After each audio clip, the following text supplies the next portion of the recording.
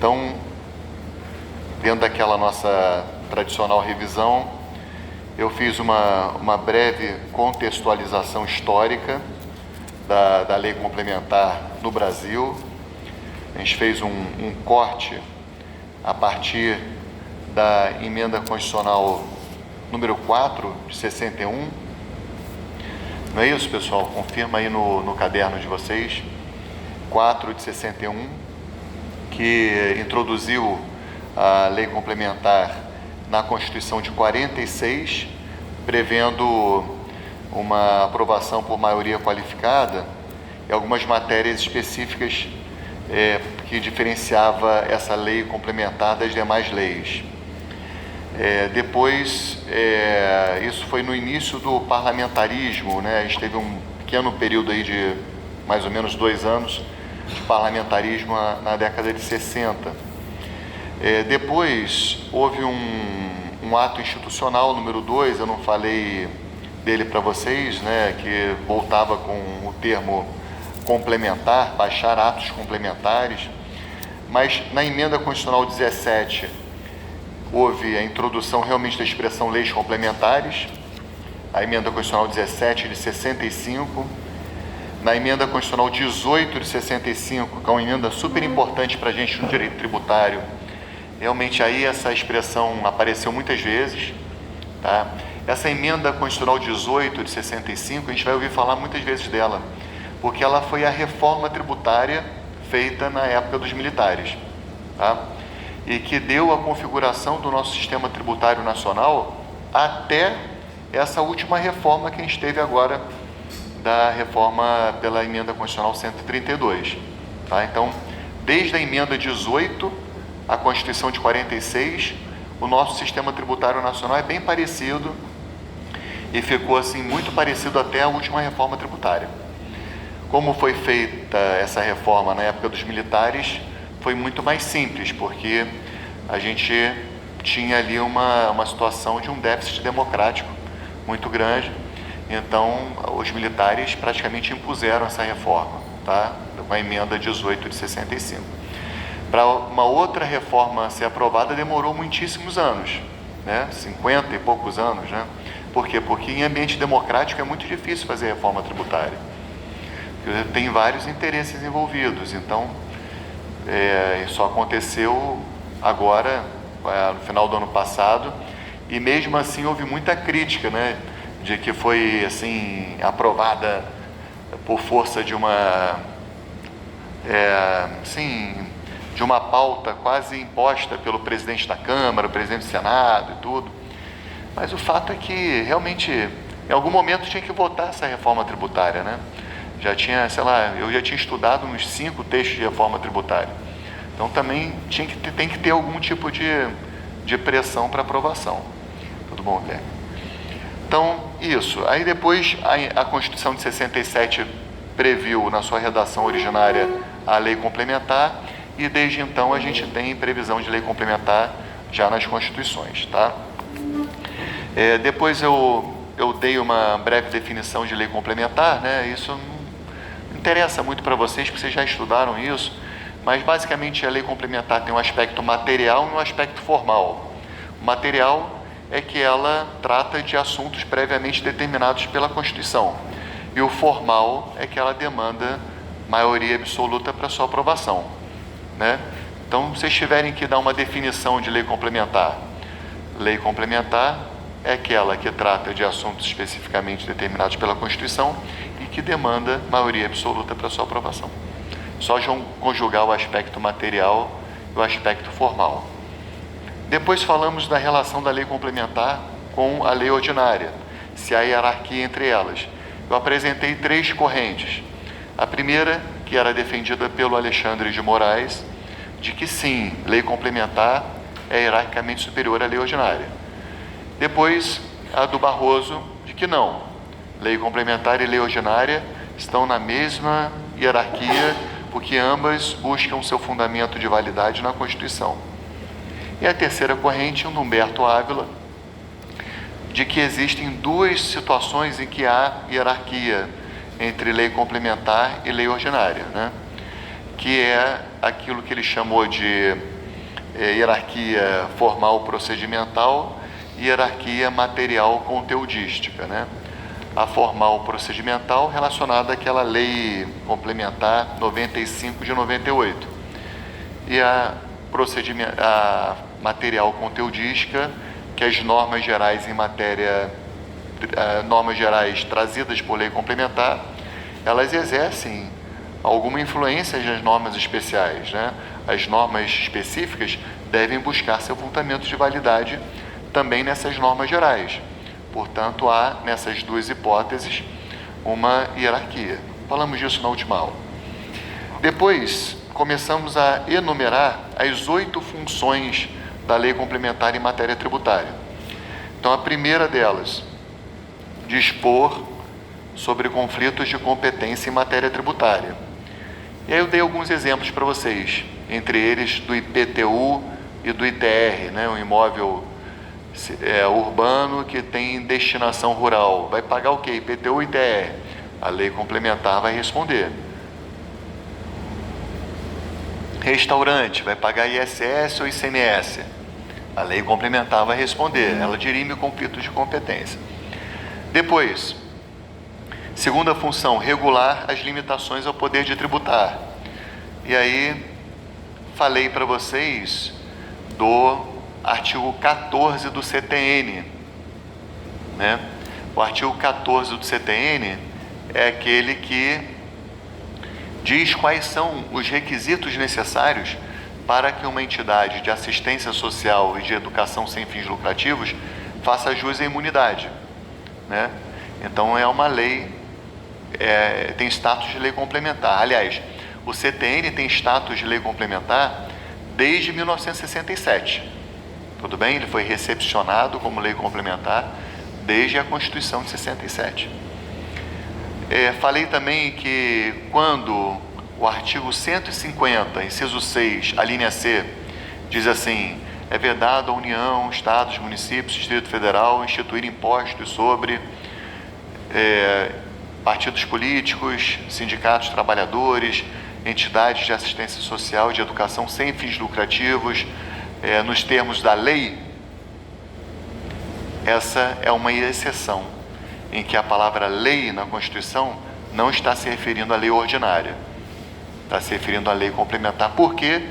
Porque nós temos que ler essa palavra em conjunto com 146, inciso 2 da Constituição, que é o que diz que cabe à lei complementar regular as limitações ao poder de tributar. E sabemos que imunidade é o terceiro tipo de limitação ao poder de tributar. Não é isso? Lembra dos 3 tipos? Distribuição de competências tributárias privativas, princípios constitucionais tributários e imunidades tributárias. Tá? Bom, depois falamos da terceira função da lei complementar, que é de estabelecer normas gerais em matéria tributária. Essa função é uma das mais importantes, pessoal. E ela leva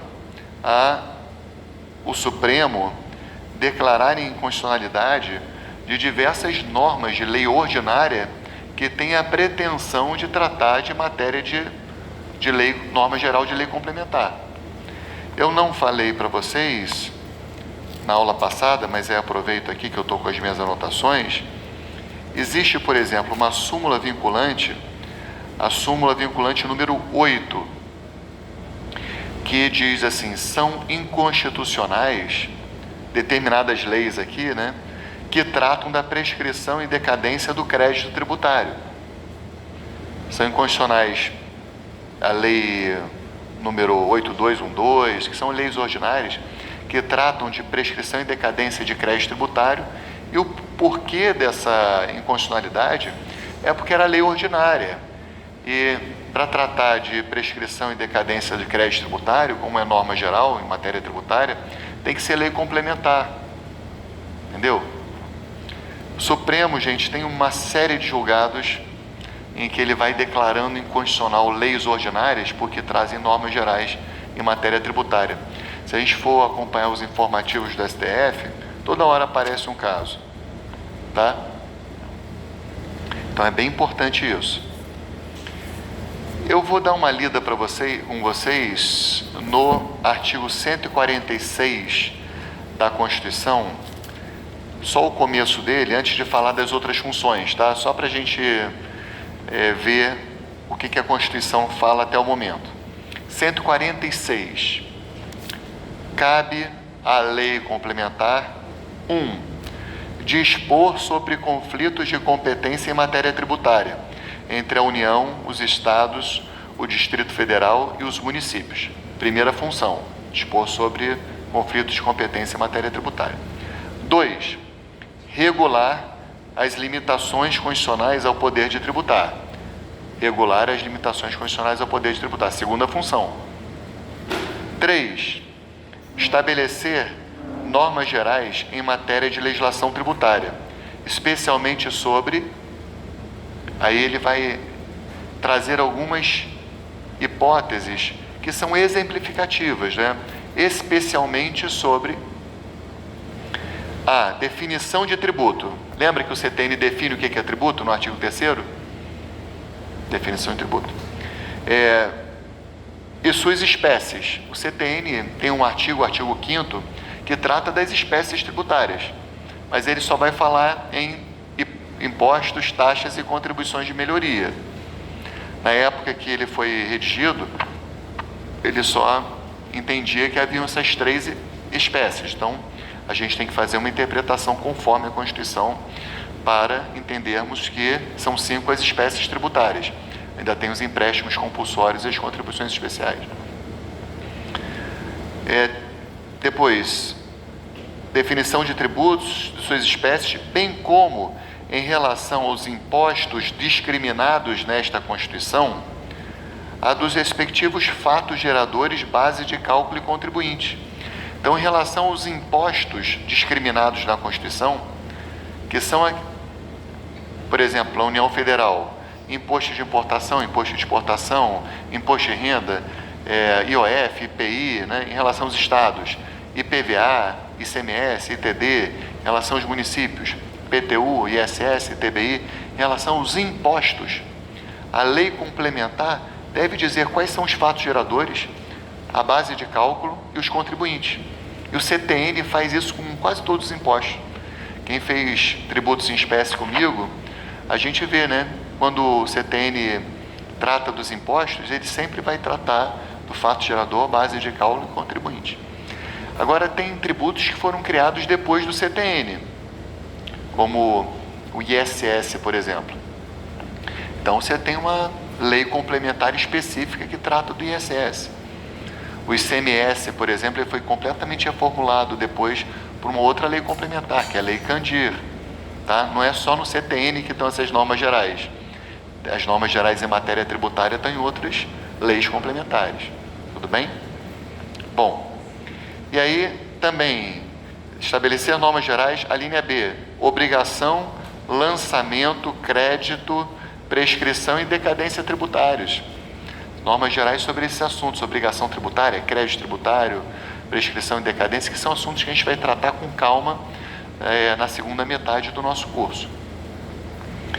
E aí, pessoal, a quarta função, eu disse para vocês que era trazer um tratamento adequado tratamento tributário ao ato cooperativo.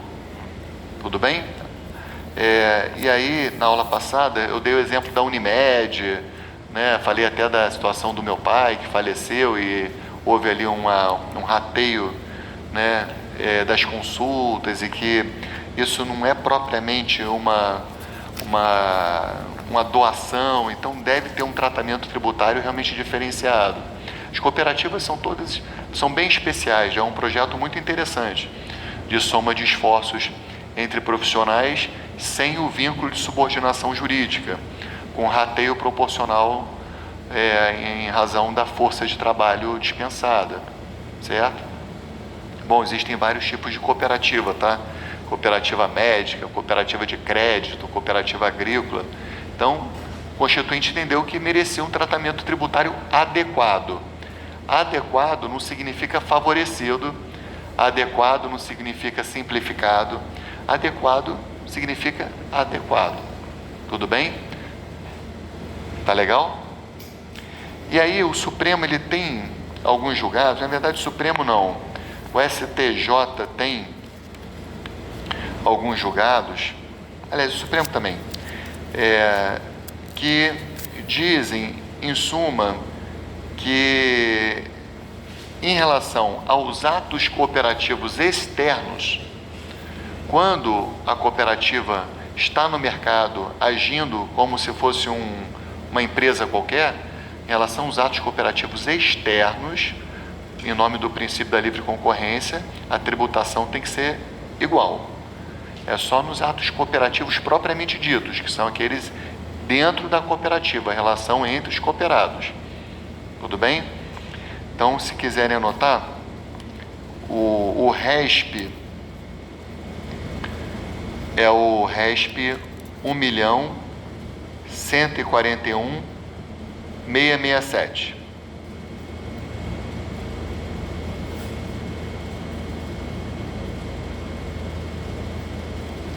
E o RE esse RE bom, vamos lá, é o 599362. 599362, Dias Toffoli. Eu não grifei aqui o trecho da ementa que fala expressamente isso que eu trouxe para vocês, mas é esse o julgado, tá legal?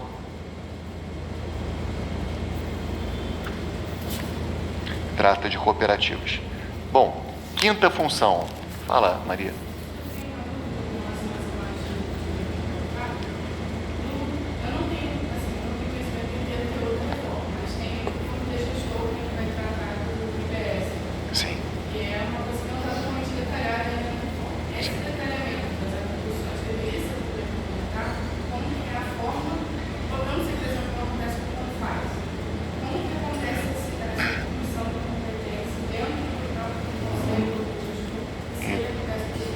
Entendi. Pô, muito bom o que você falou. Talvez até eu mude um pouco, crie uma nona função, né, a partir da tua pergunta.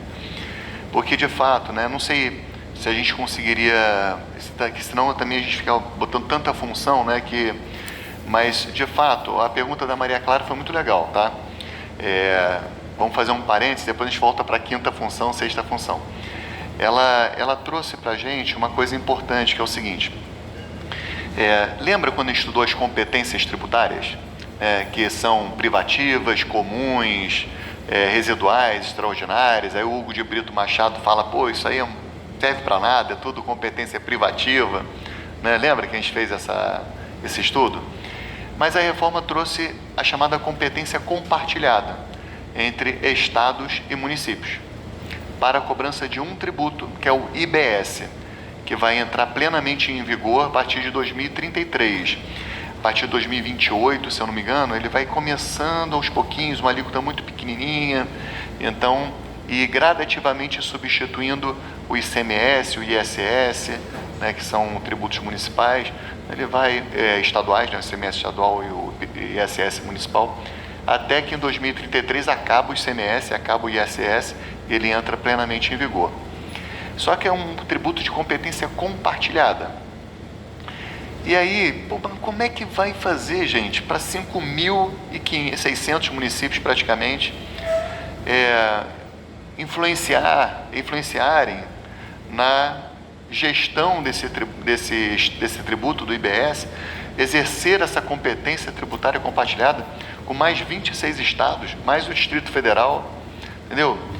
E aí o que a Constituição fez? Ela criou, artigo 156b, se não me engano, vou até ver aqui, criou uma coisa que é o chamado Comitê Gestor, certo? Comitê Gestor do IBS. E trouxe um monte de regras, como vai funcionar esse Comitê Gestor. E existe um projeto de lei complementar que está tentando regular esse Comitê Gestor. Então, entre as coisas que eu estudei, se não me falha a memória, eles vão vai ter 27 representantes dos municípios. se eu não me engano, tá? É isso aí, 27 representantes de cada estado do Distrito Federal e 27 representantes do conjunto dos municípios, está até na Constituição, tá? Então vão ter 27 dos estados, então cada estado e o Distrito Federal terá um representante, e dos municípios serão 27 também. Então como é que eles fizeram? Eles dividiram 27 por 3. 3 vezes 9, 27, né? Então pegaram 9 faixas habitacionais de municípios. Então, municípios com mais de 3 milhões de habitantes. Municípios entre 3 milhões e 2 milhões de habitantes. Estou chutando os números. Municípios entre 2 milhões e 1 milhão de habitantes.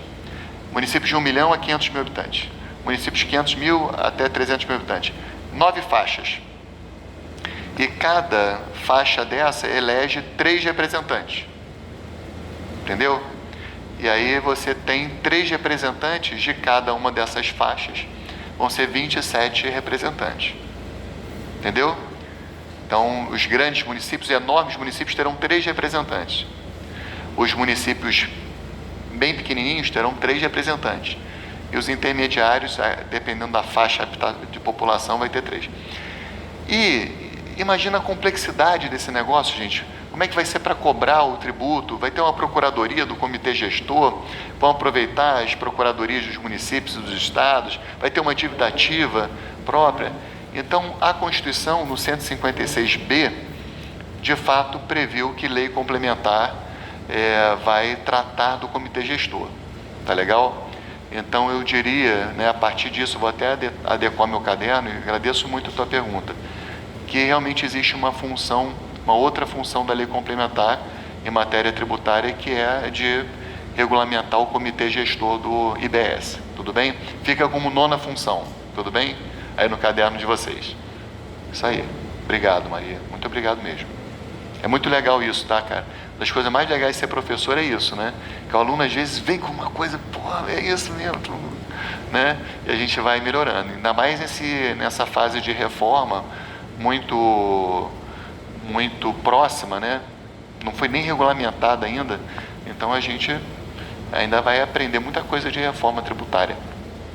Bom, mas vocês estão dando sorte, tá? Porque é uma turma que está pegando já a reforma. Quem estudou no ano passado não teve isso, né? Está tendo que estudar muita coisa.